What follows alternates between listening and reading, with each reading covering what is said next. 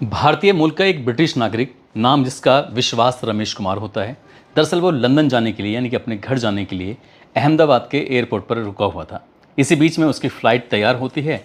वो फ्लाइट में बैठता है और बैठने के बाद उसको सीट मिलती है 11A, यानी कि खिड़की के बिल्कुल नज़दीक, जो बाहर के नज़ारे, बाहर के दृश्य उसे देख सके, उसको निहार रहा था। और उसका जो प्लेन था, उसका जो हवाई जहाज़ था, अभी उड़े हुए लगभग 30 सेकंड का ही वक्त हुआ था। अचानक से ज़ोरदार धमाका होता है, एकदम आग का गोला बन जाता है। वो समझ नहीं पा रहा था कि आखिरकार हुआ क्या है। उसकी आंखें बंद हो जाती हैं, लेकिन जब उसकी आंखें खुलती हैं, वो देखता क्या है कि चारों तरफ लाशों के ढेर पड़े हुए हैं। तभी 2-3 व्यक्ति उसके पास आते हैं, उसको उठाते हैं। उठाने के बाद एम्बुलेंस की तरफ लेके जा रहे थे। उसकी आंखें खुल जाती हैं। कहता है कि भैया, मेरा भैया भी था यहाँ पर, आप उसको भी ढूंढ दीजिए, उसको भी तलाश कर दीजिए।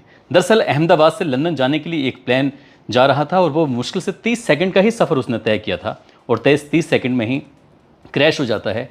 उसमें लगभग 242 लोग बैठे हुए थे और उनमें से सिर्फ 2 ही बचते हैं, एक रमेश और एक और व्यक्ति। अब आगे उनकी क्या स्थिति है, क्या नहीं, वो तो खैर हॉस्पिटल में उनके उपचार के बाद ही पता चल सकेगा। लेकिन इतना बड़ा हादसा, उसकी गूंज पूरी दुनिया में फैल जाती है। आज की इस कहानी के माध्यम से ये समझने की, ये जानने की कोशिश करते हैं कि आखिरकार हादसा क्यों हुआ था, उसके पीछे के क्या कारण रहे होंगे। आदाब, नमस्कार, सत श्री अकाल। मैं उस्मान सैफ़ी। आज की जो सच्ची घटना मैं आपको सुनाने जा रहा हूँ, ये सच्ची घटना है 12 जून 2025 की। गुजरात के अहमदाबाद शहर का एक एयरपोर्ट है जिसका नाम है सरदार वल्लभ भाई पटेल इंटरनेशनल एयरपोर्ट। दरअसल एयर इंडिया की एक फ़्लाइट, प्लेन नंबर AI 171, जो कि अहमदाबाद से चलकर उसको लंदन जाने के लिए तैयार था। अब इसकी जांच करने के लिए डिपार्चर से पहले, जबकि प्लेन उड़ता है तो उससे पहले इंजीनियर के अलग अलग दल वहां पहुंचते हैं। वहां जाने के बाद कोई दल हाइड्रोलिक्स सिस्टम की जांच कर रहा था, तो कोई इलेक्ट्रॉनिक सिस्टम की जांच कर रहा है, कोई इंजन को चेक कर रहा है, तो कोई व्हील का प्रेशर चेक कर रहा है। किसी ने जाकर वहाँ जलपान की व्यवस्था देखी तो कुछ वहाँ पानी की, फ्यूल की, इस तरह की देख रहे थे। साथ ही जो हाइड्रोलिक्स होता है उसमें फ्यूल कितना है कितना नहीं, क्योंकि यहाँ लंबा सफ़र तय करना था। अब सभी ने अपनी अपनी तरफ से ओके की रिपोर्ट दी।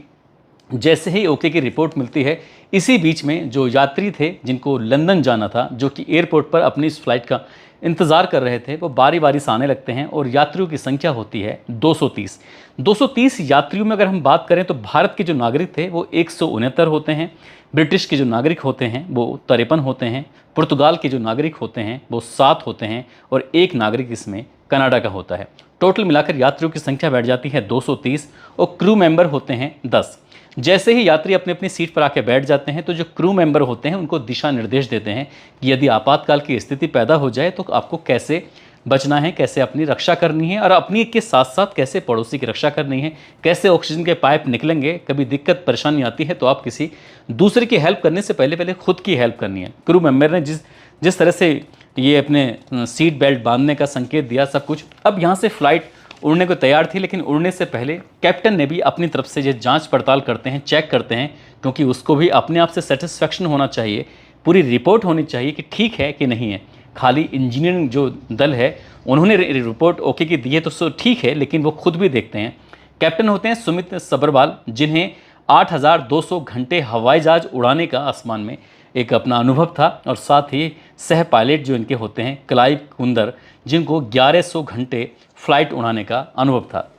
अब इन्होंने ऐलान किया कि ये फ़्लाइट अहमदाबाद से चलकर लंदन की तरफ जाएगी। ये सफ़र होगा 6817 किलोमीटर का। और सभी यात्रियों का स्वागत करते हुए वो बताते हैं कि ये फ़्लाइट जब आसमान में उड़ेगी तो 43,100 फीट की ऊंचाई, यानी कि 13,100 मीटर की ऊंचाई पर ये फ़्लाइट उड़ेगी। सभी यात्रियों को शुभकामनाएं देते हैं और शुभकामनाएं देने के बाद इन पलों जब वो शुभकामनाएं दे रहे थे, क्रू मेंबर अपना अपना संदेश दे रहे थे, तो इसी बीच में बड़ी संख्या में ऐसे मुसाफिर भी थे जो यहाँ पर कोई अपनी सेल्फी खींच रहा है, जो अपने परिवार को भेज रहा था, तो कोई बाहर का दृश्य है उसको अपने कैमरे में कैद कर रहा है ताकि उसका रील बना के सोशल मीडिया के अलग अलग हैंडल्स पर डाल सके। कोई अपने परिवार को ये बताने की कोशिश कर रहा है कि फ़्लाइट उड़ने वाली है, बिल्कुल तैयार है, देखो मैं ऐसा दिख रहा हूँ, या फ़्लाइट की फ़ोटो दे अपने आप सजे कर रखते हैं जो भविष्य में देखने की कि हाँ हमने ये यात्रा की थी। सब अपने अपने तरीके से ऐसे कर रहे थे। ऐसे बताया जाता है कि एक महिला होती है, महिला ने जैसी सेल्फी लेती है,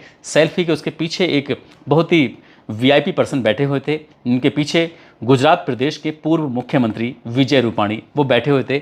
वो महिला ये दिखाने की शायद कोशिश कर रही थी अपने परिवार वालों को कि जहां मैं बैठी हूं, देखो ठीक बिल्कुल पीछे थोड़ा सा फासले से इस प्रदेश के मुख्यमंत्री भी बैठे हुए हैं। वो अपनी खुशी जाहिर करने की कोशिश कर रही। हालांकि ये दावा किया जा रहा है कि फ़ोटो पुराना है, ये भी दावा किया जा रहा है कि फ़ोटो हाल ही का फ़ोटो है और अंतिम फ़ोटो है। अब वो अंतिम है या पुराना है ये तो खैर पता नहीं, लेकिन इस तरह की मीडिया में चर्चा थी। ये विजय रूपाणी जो गुजरात प्रदेश के पूर्व मुख्यमंत्री रहे थे, जो कि 16वें मुख्यमंत्री के रूप में चुने गए थे। साल 2016 से साल 2021 तक वो मुख्यमंत्री गुजरात के रहे थे। दरअसल इनकी बेटी जो कि लंदन में रह के अपने कुछ काम वाम करती हैं, पढ़ाई करती हैं, तो उनके साथ बेटी के साथ जो पत्नी है जिसका नाम है अंजलि रूपाणी, वो भी वहीं पर थी, जो लगभग 6 महीने से अपनी बेटी के साथ थी। तो ये अपनी बेटी से भी मिलना चाहते थे। साथ ही जब वापस आएंगे उधर से लौटकर तो उन्होंने सोचा कि पत्नी को भी साथ लेके आ जाएंगे, इसलिए उनकी जो फ़्लाइट थी इसी फ्लाइट में वो उनको उड़ना था। इनको भी अहमदाबाद से लंदन की तरफ जाना था। सब अपने अपने मस्ती में मगन थे, क्योंकि ये सफ़र अब जल्दी से तय होने वाला था, शुरू होने वाला था। हवाई जहाज़ रनवे पर चलने लगता है, शुरुआत में धीरे चलता है, उसके बाद फिर जब उसे अपनी रफ्तार पकड़नी है, जब उसको अपने उड़ना है उस आसमान में, जब उससे टेक ऑफ करना है, तो उसके लिए वो एक रफ्तार पकड़ता है। वो रफ्तार थी 3505 मीटर की, लगभग 3.5 किलोमीटर की रफ्तार थी। जब ये हवाई जहाज़ बहुत तेज़ी के साथ उस पर चलेगा तभी जाके टेक ऑफ होगा। अब टेक ऑफ होना था। ये 625 फुट की ऊंचाई पर अभी हवाई जहाज़ पहुंचा था कि इसी बीच में एक व्यक्ति की नज़र पड़ती है। जो नज़र पड़ती जब ये हवाई जहाज़ उड़ रहा है, तो उसने अपनी खिड़की से, क्योंकि वो आसमान में ज़्यादा ऊंचाई पर नहीं था, बहुत करीब से देखा था उसने उस हवाई जहाज़ को, तभी अपना मोबाइल निकालता है और उन दृश्यों को, उन पलों को वो कैद कर लेता है। लेकिन इस हवाई जहाज़ के अंदर जो पायलट होते हैं जिनका नाम सुमित सब्रवाल होता है, सुमित सब्रवाल ने मेडे कॉल किया। मेडे कॉल का मतलब होता है कि वो हेल्प मांग रहे थे, बार बार वो बोल रहे थे हेल्प मी हेल्प मी। जब इस तरह से लगातार उन्होंने 2-3 बार हेल्प मी बोला, तो ये मैसेज दिया, ये संदेश पहुंचाया कि मेरा काम अब खत्म हो चुका है, अब तुम्हारा काम शुरू हो चुका है। इसका मतलब ही होता है इस कॉल का, मेडे कॉल का मतलब कि एयरपोर्ट की जितनी भी सुविधाएं हैं, ये सुविधाएं सब मेरे लिए चाहिए। इनकी पायलट ने अब एयरपोर्ट पे मिलने वाली तमाम सुविधाओं को अपने लिए आमंत्रित कर दिया कि जो भी कुछ है तत्काल प्रभाव से मुझे चाहिए, हर हाल में चाहिए। चाहे वो फायर ब्रिगेड हो, चाहे वो एम्बुलेंस की सुविधा हो, चाहे वो आर्मी हो, पुलिस हो, CISF हो, NDRF हो, लोकल पुलिस हो, जो भी तुम मदद कर सकते हो मुझे भेज दीजिए, तत्काल प्रभाव से आपकी मदद चाहिए। 30 सेकंड का वो समय हुआ था। एकदम से बहुत तगड़ा ब्लास्ट होता है और इस ब्लास्ट में जैसे ही होता है तो अभी एयरपोर्ट की जो चार दीवारी थी उसको लांघा नहीं था ये जो हवाई जहाज़ था, ये प्लेन जिसका नाम है एयर इंडिया प्लेन AI 171। ये जाकर सिविल हॉस्पिटल की बिल्डिंग होती है, उस बिल्डिंग से जाकर बहुत तेज़ी के साथ टकरा जाता है। लगभग 4 या 5 मंजिला ये बिल्डिंग होती है। इस बिल्डिंग के सबसे नीचे वाले फ्लोर पर बैठे हुए जो डॉक्टर्स होते हैं, इंटर्न डॉक्टर, वो बैठे हुए आराम से खाना खा रहे थे, मैस में बैठे हुए। उन्हें भी नहीं पता था कि ये सब क्या होने वाला है या क्या हुआ है। जब ज़ोरदार धमाका होता है तो उस धमाके की गूंज सबसे नीचे वाली तह तक पहुंच जाती है और एक आग का बहुत बड़ा सा गोला बन जाता है। क्योंकि एक व्यक्ति जो अपनी खिड़की से इस दृश्य को देख रहा था, उस हवाई जहाज़ को उड़ते हुए देख रहा था, तो उसने उस हवाई जहाज़ को गिरता हुआ अपने मोबाइल में कैद कर लिया। उसके बाद एक आग का गोला, एक धुएं का गोला उसने अपने मोबाइल में जब कैद करते हुए देखा तो उसको बहुत बड़ा वो गोला बन जाता है। वहाँ का जो दृश्य रहा होगा, हवाई जहाज़ के अंदर का जो दृश्य रहा होगा, या उस बिल्डिंग से टकराने की जो उस टाइम सिचुएशन रही होगी, जिसने अपनी आंखों से करीब से देखा, जिसने महसूस किया, वो महसूस कर सकता है। हम लोग तो सिर्फ महसूस कर सकते हैं, जो इन्होंने इन पलों को जो जिया था वो कितने भयानक, कितने खौफनाक, कितने ख़तरनाक रहे होंगे, इस बात से सहज ही अंदाज़ा लगाया जा सकता है। जिस बिल्डिंग में लोग खाना खा रहे थे, जो डॉक्टर्स थे, इंटर्न, वो वहाँ से अपनी जान बचाने के लिए भागने की कोशिश कर रहे थे। कुछ भाग जाते हैं, कुछ चपेट में आ जाते हैं। हवाई जहाज़ के अंदर बैठे हुए ज़्यादातर लोगों की भागने की कोई जगह ही नहीं थी। भाग कर कहाँ जाते, क्योंकि उनको भागने से पहले उनको कोई इधर उधर ना गिर जाए तो सीट बेल्ट बांधी जाती है, वहाँ से वो हिल भी नहीं सकता, जा भी नहीं सकता। और वो प्लेन जो होता है क्रैश होने के साथ ही बहुत तेज़ी के साथ उसमें आग लगनी शुरू हो जाती है। जैसे आग लग रही थी वो धूं धूं करके जलने लगता है। इस बीच में जो भी 1 मिनट, 1.5 मिनट, 2 मिनट या 5 मिनट तक जो भी सुविधाएं वहाँ पहुँच रही थी, मेडे कॉल के माध्यम से जो सुविधाएं मांगी गई थी, पहुँचने में जितना वक्त लगा था, तब तक लोग बहुत बुरी तरह से झुलस चुके थे, जल चुके थे। कुछ लोगों के हाथ पे चोट, किसी के चेहरे पे चोट, किसी के शरीर के अलग अलग हिस्से, जैसे जैसे धमाका होता है, जैसे जैसे चीज़ें आके टकराती हैं एक दूसरे से, उसके बाद जब शरीर के अलग अलग हिस्सों को चोट पहुंच रही थी, तो सहज ही अंदाज़ा लगाया जा सकता है कि वो वक्त कितना भयानक, कितना खौफनाक, कितना ख़तरनाक रहा होगा। जिन लोगों ने इस दर्द को, इस परेशानी को महसूस किया होगा। चीख पुकार के इस दौर में बहुत सारे लोगों के मरने की संख्या शुरू हो जाती है, लेकिन एक रमेश विश्वास जो होते हैं, वो 11A नंबर सीट पे बैठे हुए थे। उनकी आंखें बंद हो जाती हैं, लेकिन जब ये हादसा पूरी तरह से ख़त्म हो जाता है, समाप्त हो जाता है। ये हादसा होता है 12 जून 2025 की दोपहर 1:40 के आसपास ये धमाका होता है, और ये धमाका मोबाइल में कैद हो जाता है। अब इसके बाद जब इस रमेश जी की आंखें खुलती हैं, वो देखते क्या हैं कि चारों तरफ लाशों के ढेर पड़े हुए हैं।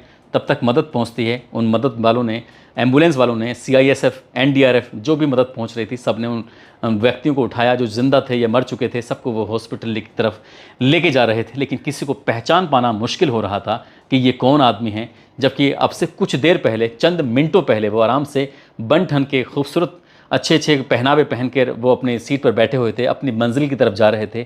खुशियाँ, जैसे हर कोई व्यक्ति जब सफ़र करता है तो कुछ ऐसी ही खुशियाँ मना रहे थे। कोई ये तैयारी कर रहा था कि ये लगभग जो 6000 किलोमीटर से ज़्यादा का जो सफ़र है, आखिरकार 6870 किलोमीटर का जो सफ़र है, इसे तय करने में कुछ घंटे लगेंगे। इन घंटों को कैसे बिताएंगे? इस बीच में गाने सुनने हैं, या कोई फिल्म देखनी है, या बात करनी है, या आराम से सोना है।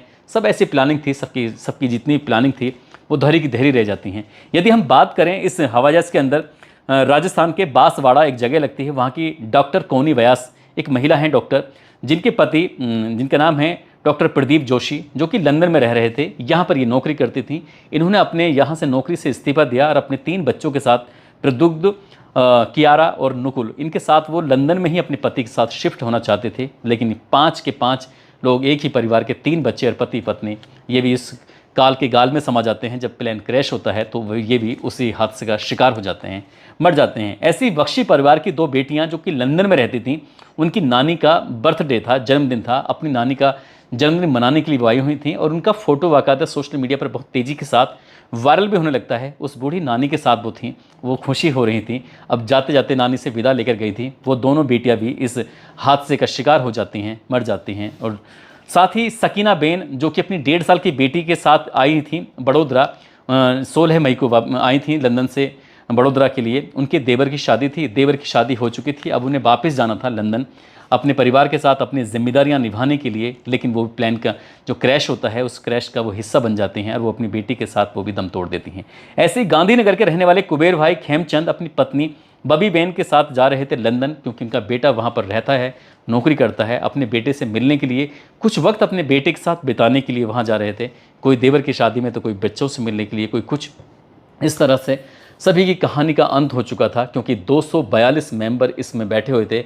ऐसा मीडिया रिपोर्ट बताती है, ऐसा बताया जाता है कि सिर्फ 2 ही लोग बचते हैं। उनकी हालत क्या है, क्या नहीं है, इस बारे में तो कोई अपडेट नहीं आया। लेकिन 240 लोगों के मरने की खबर जब चल रही थी, तो पूरी दुनिया में इस बात को लेकर हड़कंप मच जाता है। लोग सिहर जाते हैं, सोचने पर मजबूर हो जाते हैं। अब चाहे देश के प्रधानमंत्री नरेंद्र मोदी हों, वो भी दुख प्रकट करते हैं, या फिर राहुल गांधी हों, वो भी दुख प्रकट करते हैं। चाहे लंदन के प्रधानमंत्री हों, वो भी दुख प्रकट करते हैं, या फिर और अन्य देशों के प्रधानमंत्री या फिर राष्ट्रपति हों, सभी इस घटना को लेकर दुख व्यक्त कर रहे थे। जहाँ जहाँ तक ये कहानी पहुँच रही थी लोगों तक, वहाँ तक लोग सोचने पर मजबूर थे, एकदम सिहर जाते हैं। क्योंकि जो भी लोग हवाई जहाज़ के अंदर सफ़र करते हैं, वो सोच रहे थे कि कहीं यह हादसा हमारे साथ ना हो। ये हादसे की वजह क्या रही थी, ये टेक्निकल टीम ही जांच के बाद स्पष्ट कर सकेगी, क्योंकि कई दलों ने इस मामले की जांच पड़ताल की। क्योंकि हवाई जहाज़ जब डिपार्चर से पहले, उड़ने से पहले वहाँ खड़ा होता है, तो अलग अलग टीमें आती हैं इंजीनियरों की, और वो हर एक चीज़ को, बारीक से बारीक चीज़ों को देखते हैं, अपनी ओके की रिपोर्ट देते हैं, और ओके की रिपोर्ट देने के बाद तब उसे रवाना करते हैं, तब उसको झंडी दिखाते हैं। लेकिन ये प्लेन अब कभी नहीं उड़ पाएगा, क्योंकि उसके जो अस्तित्व था वो पूरी तरह से ख़त्म हो चुका है, बर्बाद हो चुका है। और जो मरने वाले हैं उनको पहचान पाना बहुत मुश्किल है। इसलिए वहाँ की गवर्नमेंट ने, प्रशासन ने ये अपील की थी कि जितने भी ये लोग यात्रा कर रहे थे, उनके परिवार वाले आएँ, ताकि DNA सैंपल की मदद से ये पता कर सकें कि आखिरकार मरने वाला कौन है, किसके परिवार का है और किसके परिवार का नहीं है। हालांकि जब ये हादसा हुआ था तो सड़कों के किनारे जो गाड़ियाँ खड़ी हुई थीं वो भी आग की चपेट में आ जाती हैं। जो वहाँ आसपास की बिल्डिंगें थीं वो भी चपेट में आती हैं और आसपास के कई लोग भी चपेट में आ जाते हैं। ये बताया जाता है कि आसपास के लगभग 50 से ज़्यादा लोग भी घायल हो जाते हैं। मरने वालों की संख्या बढ़ भी सकती है।